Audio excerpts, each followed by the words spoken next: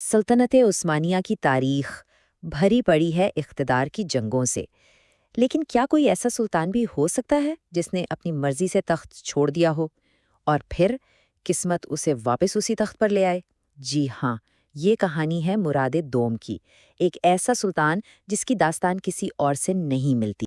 تو سب سے بڑا سوال تو یہی ہے نا کہ آخر کوئی سلطان اپنی بے پناہ طاقت، اپنا تخت و تاج اپنی مرضی سے کیوں چھوڑ دے گا؟ مراد دوم کے اس حیران کن فیصلے کے پیچھے آخر کیا کہانی تھی؟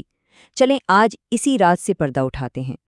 دیکھیں، مراد کا دور حکومت کوئی پھولوں کی سیج نہیں تھا، بلکہ یوں کہیں کہ اس کا آغاز ہی بحرانوں کے طوفان سے ہوا۔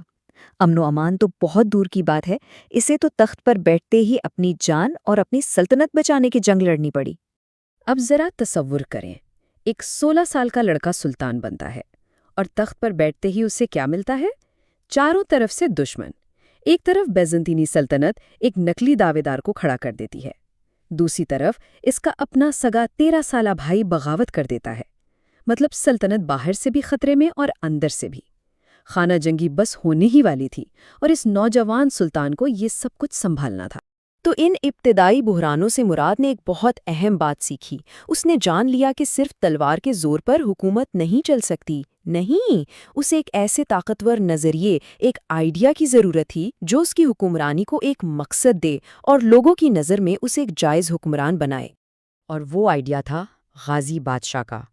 اب یہ صرف ایک ٹائٹل یا لقب نہیں تھا، نہیں، یہ ایک بہت ہی ذہین حکمت عملی تھی، ایک ایسا منصوبہ جس سے وہ اپنی بکھری ہوئی، آپس میں لڑتی ہوئی سلطنت کو ایک مقدس مقصد کے نام پر اکٹھا کر سکتا تھا۔ تو یہ غازی ہے کیا چیز؟ دیکھیں، غازی کا مطلب صرف ایک فوجی یا جنگجو نہیں ہے۔ غازی وہ ہے جو دین کے لیے لڑے، اسلام اور انصاف کا محافظ ہو۔ یہ ایک بہت ہی طاقتور آئیڈیا تھا جس کی جڑیں اسلامی تاریخ اور ثقافت میں بہت گہری تھیں، اور سب سے اہم بات یہ کہ یہ وہ تصور تھا جو مختلف ترک قبیلوں کو ایک جھنڈے کے نیچے لا سکتا تھا۔ اور مراد نے اس غازی کے آئیڈیا کو کمال مہارت سے استعمال کیا۔ اس نے پرانی اسلامی کہانیوں، رزمیہ داستانوں کو پڑھا اور ان کے ہیروز کی نقل کرنا شروع کر دی۔ مثال کے طور پر ورنا کی جنگ میں جب لگ رہا تھا کہ بس اب ہار گئے، تو اس نے کیا کیا؟ وہ عین میدان جنگ میں بالکل ایک کہانی کے ہیرو کی طرح اپنے گھوڑے سے اترا اور دعا کرنے لگا۔ اب یہ کوئی اتفاقی بات نہیں تھی، یہ ایک کیلکولیٹڈ موو تھا، ایک پبلک پرفارمنس تھی اپنی امیج بنانے کے لیے۔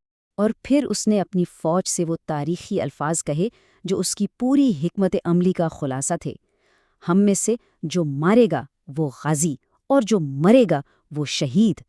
بس اس ایک جملے نے سب کچھ بدل دیا۔ جنگ اب صرف جنگ نہیں رہی، وہ ایک عبادت بن گئی، اور فوج وہ اب زمین کے ٹکڑے کے لیے نہیں بلکہ اپنے ایمان کے لیے لڑ رہی تھی۔ تو اب جب وہ اپنی طاقت اور مقبولیت کی بلندی پر تھا، مراد نے وہ کام کیا جس نے سب کو ہلا کر رکھ دیا، ایک ایسا فیصلہ جس کی مثال پوری عثمانی تاریخ میں نہیں ملتی۔ ورنہ میں اتنی بڑی فتح کے بعد مراد کو لگا کہ بھائی اب سلطنت محفوظ ہے، میرا کام ختم، اور اس نے تخت اپنے نوجوان بیٹے محمد کے حوالے کر دیا۔ لیکن یہاں ایک مسئلہ تھا۔ سلطنت کی ایلیٹ فوج یعنی چری، وہ ایک ناتجربہ کار لڑکے کو اپنا سلطان ماننے کے لیے تیار نہیں تھے۔ انہوں نے سیدھا بغاوت کر دی اور سلطنت ایک بار پھر بحران میں۔ ایسے میں مراد کے پاس واپس آنے کے علاوہ اور کوئی راستہ ہی نہیں بچا تھا۔ تو اب شروع ہوتا ہے مراد کا دوسرا دور حکومت، اور یہ واپسی اس کی میراث کو ہمیشہ کے لیے تاریخ میں نقش کرنے والی تھی۔ بلکہ یہی وہ دور تھا جس نے آگے چل کر تاریخ کی ایک سب سے بڑی فتح کی بنیاد رکھی۔ اور اس کی واپسی کیا شاندار تھی! آتے ہی اس نے 1448 میں کوسوو کی دوسری جنگ میں صلیبیوں کے آخری بڑے اتحاد کا بھی خاتمہ کر دیا، بالکل کچل کر رکھ دیا۔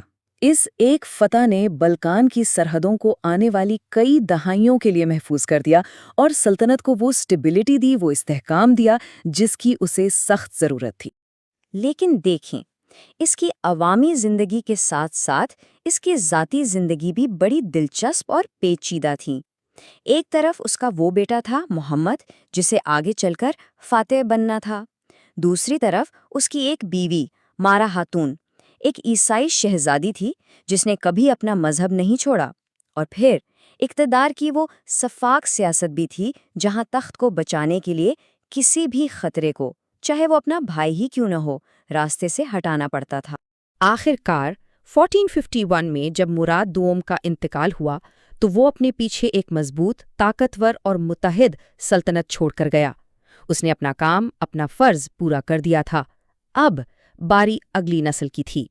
اور یہ بات ہمیں ایک بہت بڑے سوال پر لا کر کھڑا کر دیتی ہے۔ ہم سب سلطان محمد فاتح کو قسطنطنیہ فتح کرنے کی وجہ سے جانتے ہیں، لیکن سوچنے کی بات یہ ہے کہ کیا وہ تاریخ کی اتنی بڑی فتح حاصل کر پاتا اگر اس کے والد مراد دوم نے اپنی پوری زندگی لگا کر سلطنت کو اتنا مضبوط نہ بنایا ہوتا؟ کیا محمد فاتح کی کامیابی کی عمارت اس بنیاد کے بغیر کھڑی ہو سکتی تھی جو اس کے والد نے تیار کی تھی؟ شاید۔ اصل فاتح کی کہانی اس کے بیٹے سے نہیں بلکہ اس کے والد سے شروع ہوتی ہے۔